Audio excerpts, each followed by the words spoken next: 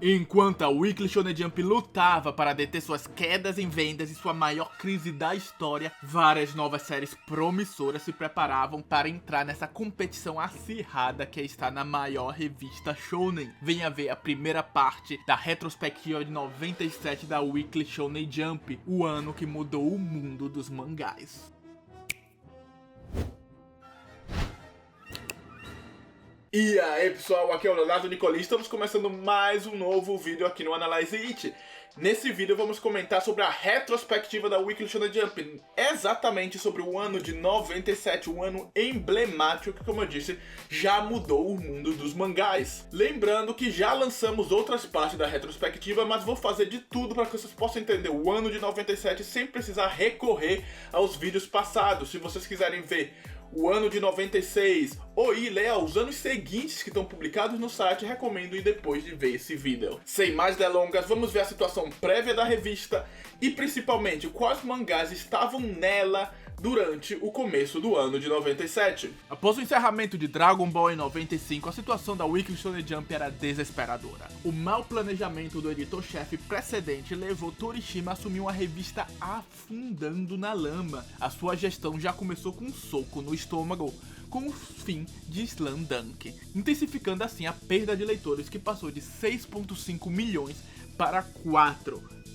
milhões em 2 anos, uma queda de 38%. Contudo, o mal-humorado e exigente Torishima, que tinha sido responsável por encontrar o talento Akira Toriyama e por ter sido seu editor, tinha uma grande qualidade, um olhar sobrenatural para encontrar novos talentos. Assim, mesmo encontrando uma revista que era puro dedo no cu e gritaria, sabia que precisava apostar não tanto nos veteranos, somente alguns, mas apostar principalmente nos novatos promissores. Começou assim a sua busca pelo novo Dragon Ball. Enquanto realizava essa busca, o único pilar da revista se mantinha o Rurouni Kenshin, importantíssimo para a sobrevivência da revista na época.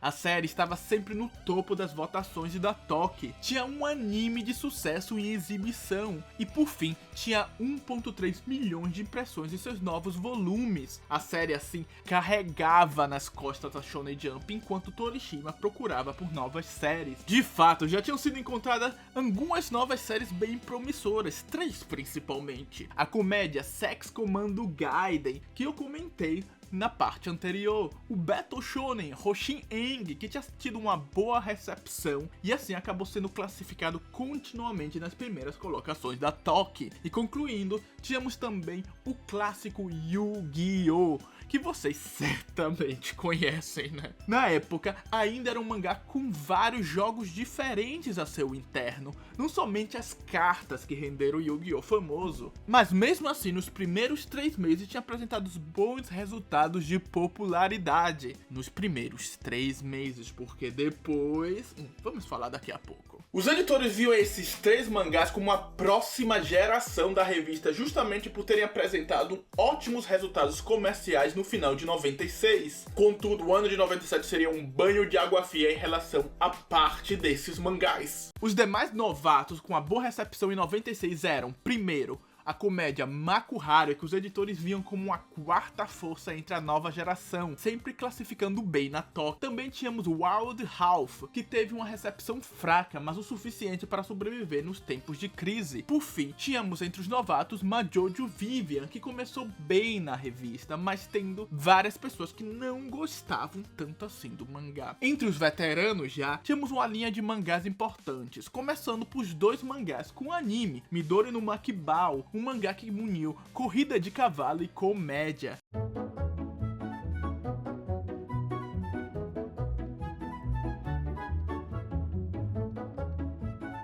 Também tínhamos Hell Teacher Noob, um Battle Shonen no qual o anime estava indo muito bem. Já Hallelujah Second Boy estava prestes a ganhar um anime e também era visto com bons olhos pelos editores. Concluindo, entre os mangás do fundão... Eu não acredito! Churrasco! Tínhamos Jojo parte 5, que continuava a ser o rei do fundão.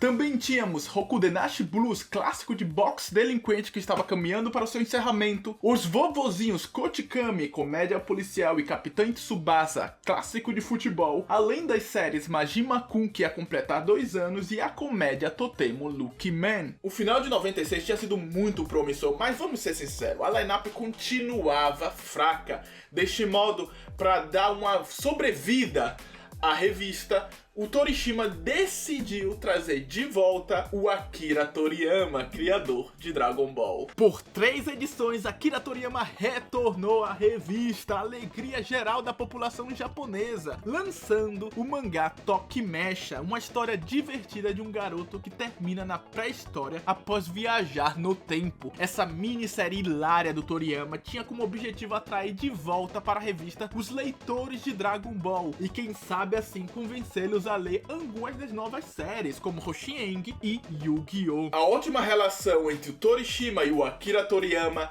grandes amigos e grandes inimigos, fez com que o Toriyama retornasse várias vezes para a revista durante esses anos de gestão do Torishima. E o Tokimesha acabou sendo um desses retornos. Uma pena, sinceramente uma pena, que a gente não tem quase nada disponível relacionado a Tokimesha, essa minissérie que eu já vi muitos elogios dos japoneses que leram na época dos anos 90. Nessa mesma edição, o número 0304, tivemos o encerramento de Level E, série de ficção científica alienígena mensal do nosso querido Togashi, em 3 volumes lançados.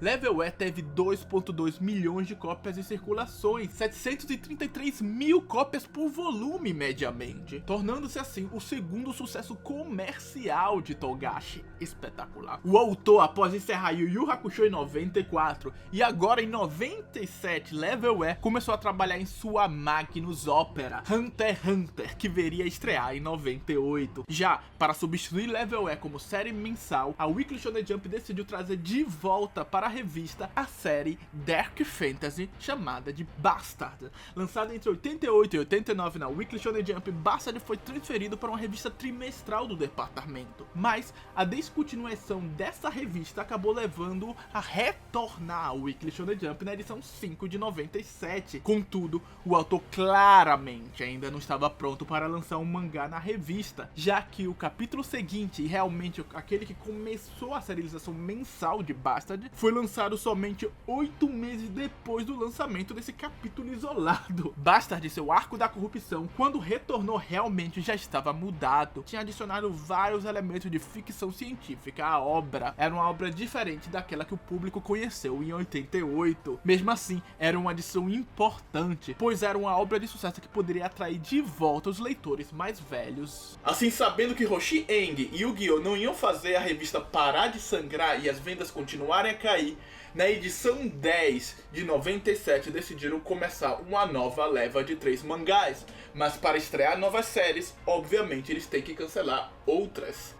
E o mangá de boxe delinquente Rokudenashi Blues se encerrou naturalmente. A conclusão de um mangá tão importante como Rokudenashi Blues, mesmo não sendo tão sentida pelo público ocidental, já que o público ocidental não sabe quase nada sobre Rokudenashi Blues, foi uma pena para a revista. O mangá era uma outra série muito popular. Tinha sido a segunda obra mais vendida em 89 e também em 1990. E até agora já alcançou 60 milhões de cópias em circulação, com 42 volumes lançados. Uma média de 1.4 milhões por volume. Mas esse nocaute, que foi o fim de Rokudenashi Blues, levou a revista a perder ainda mais leitores velhos e intensificar as quedas em vendas. A Weekly Shonen Jump, mesmo assim, ainda não tinha desistido. Olhe só pra você. Nem está consciente e continua empenhado em mostrar ao mundo o que pode fazer.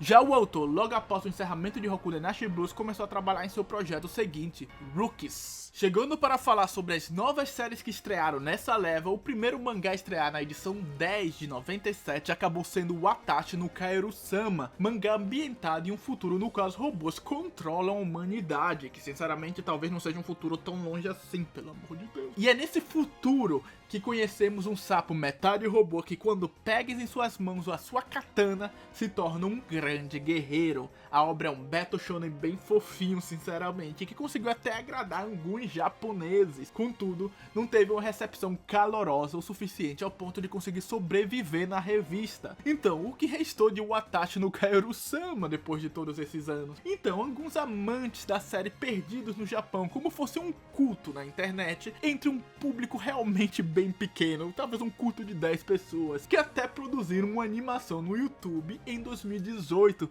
Uma animação sobre um mangá que teve somente 14 capítulos. O autor novato Yuki Nakajima, porém, nunca mais recebeu uma outra chance na revista. O segundo mangá a estrear acabou sendo Hanazaka Tenshi Tentenkun, comédia escrita pelo autor novato Kazumata Oguri. A obra conta a história de um anjo que é enviado à Terra para ajudar uma criança azarada. Inicialmente, Hanazaka parecia uma comédia qualquer, mas o humor de Oguri logo convenceu o público japonês. De fato, a obra uniu um traço infantilizado com um humor para adolescentes e jovens adultos, e isso acabou dando muito certo. Assim, Oguri, mesmo utilizando técnicas de obras infantis, conseguiu deixar seu mangá um pouco mais adulto e também modernizá-lo um pouco, não dando a ideia totalmente de um gag tradicional. Era uma transição, elementos que a gente via como novos que depois seriam ainda mais evoluídos em obras futuras lançadas nos anos 2000.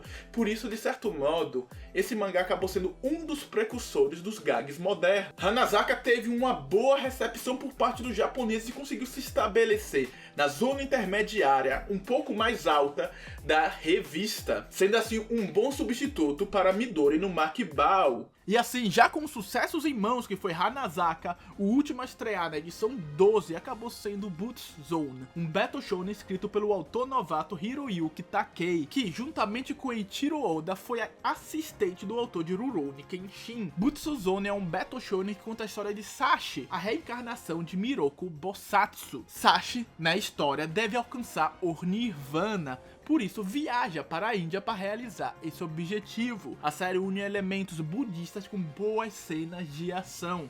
Nessa série, Hiroyuki Takei, que depois viria a criar Shaman King, apresenta muitas das suas bases espirituais e cria um mangá interessante, mas com muitos defeitos no seu desenvolvimento. De fato, esses defeitos foram cruciais para a série não ter uma recepção ideal, e assim, Butsu Zone acabou sendo cancelado com apenas 19 capítulos. Nesse mesmo tempo que essas séries estavam estreando, Eiichiro Oda, amigo do Takei, estava se preparando para lançar One Piece, ainda no ano de 97, trabalhando nos manuscritos finais e também melhorando o último one shot da série, que tinha sido bem recepcionado. Contudo, Oda tinha um grande inimigo: o editor-chefe Torishima. Muitos pensam por causa de uma entrevista que Torishima odiava o One Piece. Torishima era uma pessoa muito racional, mas também muito mal-humorada, como a gente já podia perceber da época que ele trabalhava com Akira Toriyama. O Akira Toriyama sempre comentava do mau humor do Torishima. E ele utilizava muito desse seu modo sério, mal-humorado e talvez severo demais, vamos ser sinceros, para motivar as séries e pressionar os autores a produzir sempre algo melhor. Já o editor pessoal de Oda, porém, sabia muito bem do potencial de One Piece e continuou estimulando Oda a desenhar a série. E a cada reunião tentava convencer que One Piece já era uma série incrível que merecia ser serializada. Os primeiros rascunhos convenceram os demais editores, mas não convenceram o exigente editor Torishima, que não via potencial naquelas versões. Torishima se recusou 3 vezes o One Piece, obrigando Oda a mudar o primeiro capítulo e também sempre tentar criar algo melhor. De fato, quando esteve satisfeito, o Torishima, entre centenas de opções, porque os editores têm centenas de opções para se realizar, escolheu sim o One Piece, mas somente quando ele acreditou que a obra estava na qualidade necessária para estrear na Weekly Shonen Jump. Foi severo demais, foi até tóxico, e acho que tem melhores modos de motivar e trabalhar uma série, mas não podemos negar que essa pressão do Torishima acabou influenciando muito no que vimos em One Piece no inicial, e também nessa sua boa recepção inicial que a série teve nos seus primeiros já capítulos da revista, mas isso eu vou comentar mais pra frente. Enquanto Oda trabalhava em One Piece e a leva tinha encontrado somente um novo sucesso, mas que é considerado um bom resultado para a Weekly Shonen Jump, era o momento do Torishima organizar a casa para o anime de Hallelujah Second Boy.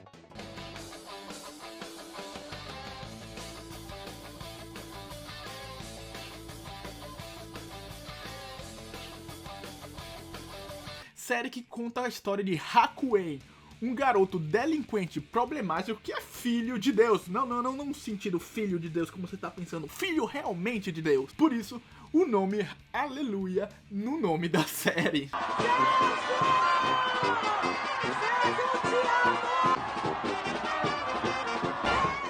Após ser enviado à Terra pelo seu pai, Hakuin começa seu objetivo: conquistar o mundo. Esse anime era muito importante, pois poderia recuperar a popularidade em decadência de Boy. A série em 94 tinha alcançado 800 mil cópias de impressas no 4º volume, um resultado ótimo para um volume só, uma quantidade de fato que colocava a série entre os volumes mais bem vendidos do mercado. Contudo, em 97 as suas vendas já tinham caído para 560 mil, uma quantidade considerada ainda boa, mas que demonstrava uma perda de leitores. O estúdio escolhido acabou sendo o Triangle Staff, um estúdio promissor que nunca tinha lançado nenhuma série de TV, somente vários filmes. O anime, porém, não teve um grande sucesso, sendo encerrado após 25 episódios. Assim, Boy não conseguiu recuperar sua popularidade inicial. Suas vendas continuaram a cair mesmo após o seu anime. Esse foi de fato mais um outro nocaute que a revista recebeu no começo complicadíssimo que foi 97. Muitos me perguntam se a revista poderia apostar em Jojo, mas mesmo a parte 5 tendo tido 10 milhões de cópias em circulação, 588 mil cópias por volume, Jojo era uma série velha, com muitos volumes e que o público já conhecia muito bem na revista. A Shonen Jump precisava de novos mangás para atrair novos leitores. Era necessário assim apostar em novas séries de sucesso, utilizando novatos muito promissores e talentosos e veteranos que sabiam como lançar uma obra de qualidade. E é por isso que enquanto toda essa confusão acontecia na revista, tinha um Oda que estava lá já trabalhando para em alguns meses, ainda em 97, lançar a sua primeira série, One Piece. Mas antes da leva no qual estreou One Piece, também estreou Takeshi, vamos comentar sobre uma última leva antes dessa, uma leva de 3 mangás no qual o Torishima preferiu apostar em autores veteranos que já tinham uma grande capacidade técnica de lançar obras de qualidade. Na edição 19, Masakazu Katsura retornou à revista pela 6ª vez. Isso mesmo que vocês ouviram. 6ª vez, agora com Is. O autor já tinha lançado 2 séries de romances de sucesso. Contudo, em 95, Katsura tentou lançar uma série diferente, Shadow Lady, que acabou não sendo muito bem recepcionada. Assim, os editores recomendaram que ele voltasse às suas bases de romance, sem elementos de ficção científica, battle shonen, fantasia ou qualquer novidade que ele estava pensando em suas mentes. Is, de fato, conta a história de um garoto tímido que é apaixonado pela jovem e bela Yori. É um mangá de romance clássico, com dose de comédia, fofura, sensualidade e uma arte incrível por parte do Katsura. A obra assim se tornou um sucesso imediato, vendendo como água, recebendo vários votos, se tornando um dos mangás mais bem vendidos de 97 e 98. Isso era uma aposta editorial segura que trouxe resultados claríssimos. O autor que veria depois lançar Zetman, assim, mais uma vez se configurou como um grande nome do mercado e foi importantíssimo nessa reestruturação guiada pelo editor-chefe Torishima. Já o segundo mangá da leva também foi de um outro autor muito bem renomado. O mangá foi Wrestling with Momoko, de Masaya Tokuhiro, o autor que já tinha lançado 2 comédias de sucesso na revista, Shape Up Run e Jungle King Tar-chan, que eu comentei ambos na parte anterior. Tokuhiro voltava à revista após lançar um fracasso gigantesco em 96. Dessa vez, o autor, tão conhecido pelos seus músculos, lançou uma comédia de luta livre com a protagonista feminina, mas Wrestling with Momoko não teve uma boa recepção e acabou sendo cancelado com 18 capítulos. Tokuhiro, que tinha sido o primeiro mestre de Oda e uma das suas principais inspirações para a comédia de One Piece, após esse segundo fracasso, decidiu migrar para a revista mensal Seinen Super Jump, no qual lançou Kyoshiro 2030, que durou de 97 até 2004 e deu muito certo. Tokuhiro certamente entrou na história da Weekly Shonen Jump, tanto pelas suas comédias de piadas sujas, quanto por ter sido um mestre importantíssimo para Oda, que viria a estrear logo na leva seguinte com One Piece. O terceiro mangá e último a estrear foi Mary Wind, um novo mangá de beisebol de um autor talentoso, mas inexperiente. Era uma tentativa de emplacar um novo mangá de esporte para substituir Slamdunk, que tinha acabado de terminar, mas Morrowind não deu muito certo. Nos anos 90, a Weekly Shonen Jump é muito severa. Tem uma concepção errada do pessoal que a revista atualmente é extremamente severa por causa do imediatismo da população atual.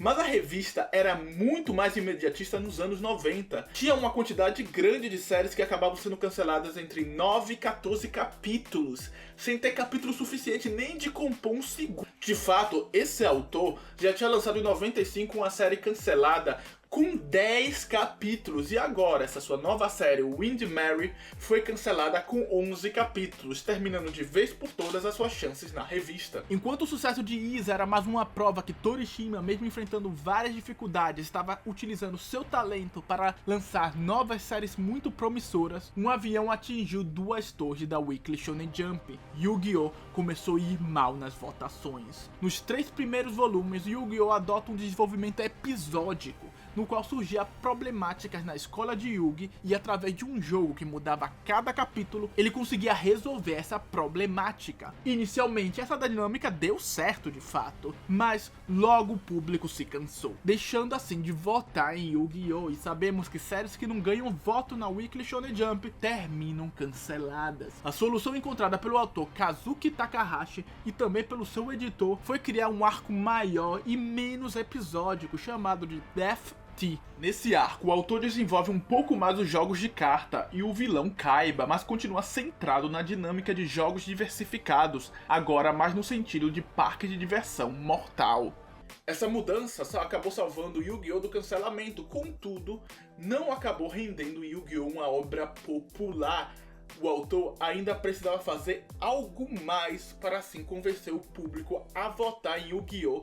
Na revista, como eles votavam nos primeiros capítulos, no qual Yu-Gi-Oh! Teve uma ótima recepção inicial. Assim, Takahashi, junto com seu editor, começou a imaginar como poderiam render Yu-Gi-Oh! De volta um sucesso comercial. Ainda em abril, a segunda torre atingida acabou sendo Sex Commando Gaiden. O ano de 97 seria para mostrar que Hoshi Eng, Yu-Gi-Oh! E Sex Commando Gaiden era o futuro da revista, mas a realidade é que o autor de Sex Commando Gaiden não estava conseguindo seguir o ritmo semanal, assim se ausentando em várias edições, entregando os capítulos incompletos em outras e prejudicando a própria saúde para tentar terminar a tempo aqueles que conseguia. Deste modo, como dito em uma entrevista por ele mesmo, começou a avaliar abandonar tudo e desistir de Sex Commando Gaiden, talvez ir viver no interior. Não, brincadeira.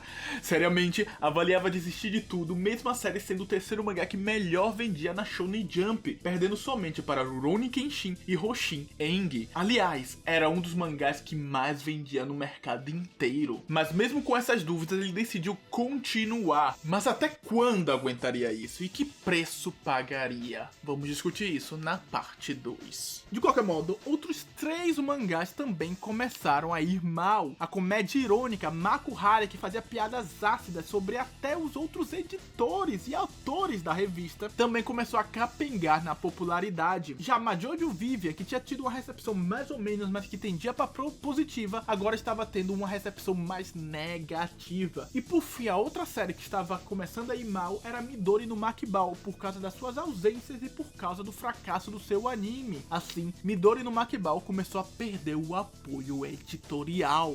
Deste modo, Torishima tinha um olho fantástico em encontrar novas séries de sucesso. Um olho que acabaria mudando para sempre a história da Weekly Shonen Jump, com tantos sucessos que vocês vão ver que ele vai encontrar nas próximas partes que eu vou publicar. Contudo, a gestão passada deixou um terreno realmente nem um pouco sólido. E assim, reconstruir a revista não era um trabalho fácil. Ys, deste modo, teve uma importância enorme para a revista conseguir vender bem. E Hoshin Eng foi muito importante nesse ano de 97 e vai continuar sendo também no segundo semestre, que eu vou trazer na próxima parte. O segundo semestre seria o momento que o Torishima ativa o modo turbo e começa, a partir daquele momento, lançar somente pedrada, somente sucesso atrás de sucesso. Começa assim o renascimento da revista, o momento que a Weekly Shonen Jump volta a brilhar. Mas esse segundo semestre vai ficar pra próxima parte, porque o vídeo agora já tá um pouco grande e não vou poder lançar um vídeo de 1 hora no YouTube. Por isso, se inscrevam, curtam e se preparem pra segunda parte, que vai ser, eu prometo, incrível, já que também vai ter One Piece e outras séries muito interessantes, além de acontecimentos em relação às séries que já estão presentes. Então é isso, pessoal, se preparem que a segunda parte vai sair daqui a 2 semanas, então até lá, valeu!